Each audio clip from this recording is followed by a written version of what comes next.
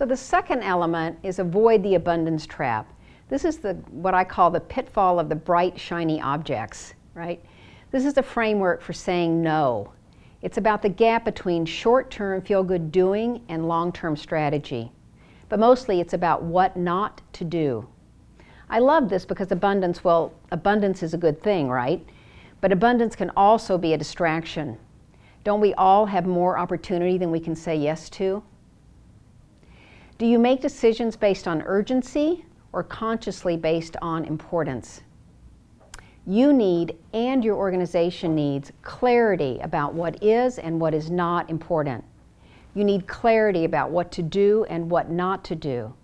Without it, you just spin your wheels, you work inefficiently, you take your scarce resources and you put them in the wrong places. The creation of a strategic profile will force you to make clarifying decisions, will force you to instantiate your assumptions. It'll provide you with a structure for focus, and it will become really the backbone of your organization and your success. You must have a framework to be able to say no, or at least to prioritize those shiny new objects that are coming at you.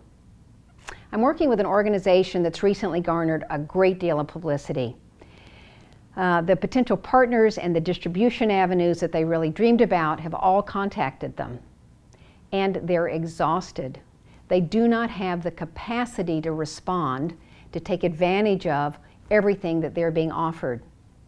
And because of this exhaustion and trying to respond, they get even more tired and less able to respond. And so now they're in this downward spiral. And that downward spiral is caused by abundance, right?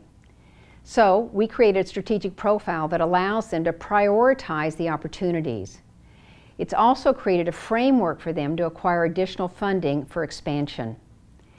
Abundance is only an issue if you don't have a framework that allows you to prioritize and deal with all of the opportunities in front of you.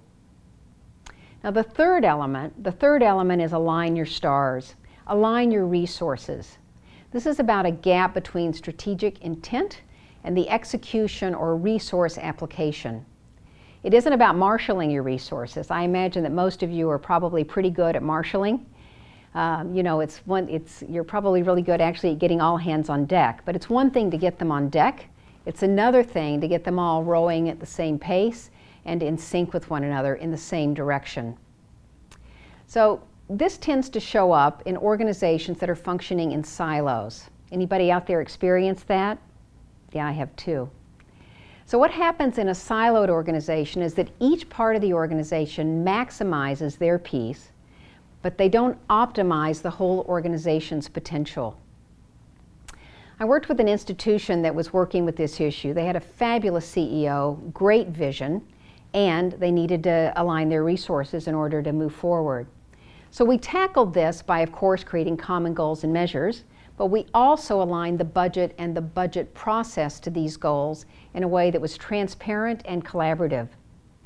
What we did, we had a round-robin session where each leader from each department met with each other. They confirmed their goals, and then they asked the other department for what they needed to support the goals. Once that was accomplished, and everybody had an understanding about what was required, we had a prioritization session. And that's where the group leaders, they clarified and they resolved conflicts. And then, most importantly, we had a what's it really take to do this budget meeting. We had more conflict resolution, as you can imagine, but at the end, everybody was on the same page. This doesn't mean, by the way, that you shouldn't leave space for surprises and unknowns. It means that proactively planning and budgeting a percentage of your time for those things will help you. That'll vary depending on your specific situation, but it's always there.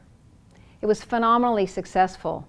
This was a college, and last year Atlantic Monthly ran a series of articles on the best colleges in America. In one of the articles, it began with this statement: if I were going to design a college today that I could attend, it would be Champlain College, the client. So this success came from a visionary leader, a visionary CEO like many of you, with aligned resources. So get your alignment between your strategic priorities and with each other. There's another area where misalignment often shows up, one that you're probably familiar with, and that's in M&A. In M&A, a lot of people get rewarded for making the deal. For making the deal work, not so much. My brother, he has this really great phrase. He says, we don't have an M&A department, we have an M&D department. And I'm like, okay, so little brother, what is M&D? And he said, it's merge and destroy. We acquire these companies and then we destroy the value that we acquired.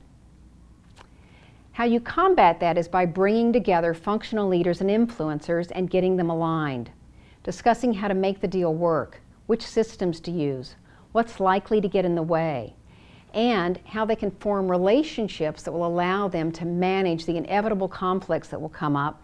And in that way, you can save the value of your deal.